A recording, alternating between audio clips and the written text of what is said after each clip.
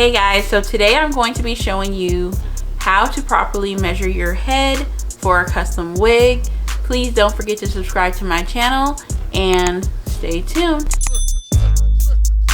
Okay, so in order to properly measure your head, there are tons of different searches that you can do in order to find out which measurements you need. And the main 6 measurements are the ones that I'm going to do today. So ideally, you want your hair to be in the most flat position because that's how your hair is going to be when you put your wig on. So I just have some cornrows going straight back and I have a wig cap on right now. So the very first measurement is the circumference of your head. This is actually probably the most important one of them all. You want to get a complete circumference measurement of your head. So you don't need to start like way down here. You just need to start somewhere at the top, not, just right along your hairline. Have it go by your ears and around the back. It doesn't need to go all the way down here. It just needs to go right around the back across your ears, and then land right where you ended up. So now, as you guys can see, I am a size 22. So I will write that down and send that to your custom wig maker. Circumference 22.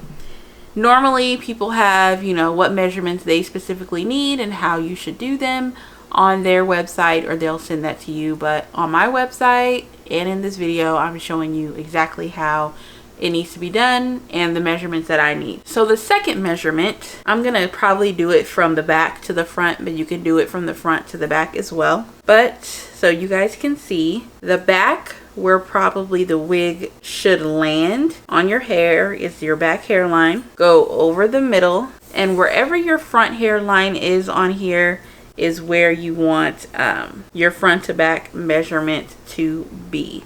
So make sure it's centered. So now I know from the front to the back, my measurement is about a 12.5 from the front to the back of my hairline. 12.5. So then I'll write that down and send that measurement as well.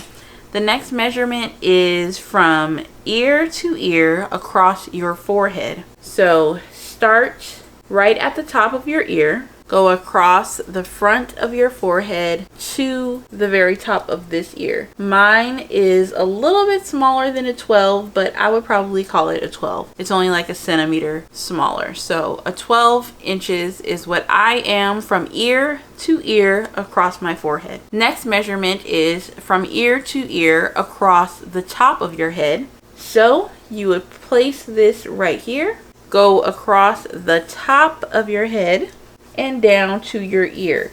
Mine is about 13 inches across the top of my head. So then you would write that measurement down as well. The next measurement is from temple to temple around the back of your head. So here's my temple here. I'm gonna just place it pretty much right on top. Go around the back of my head and I will end up at my other temple right about here. Mine is about 15 inches. So then I will put those measurements down as well. So the last measurement that I technically need, a lot of people are different, is the nape of your neck. So from this side of your neck to this side of your neck, I need to know how long it is. So I'll turn around for this one.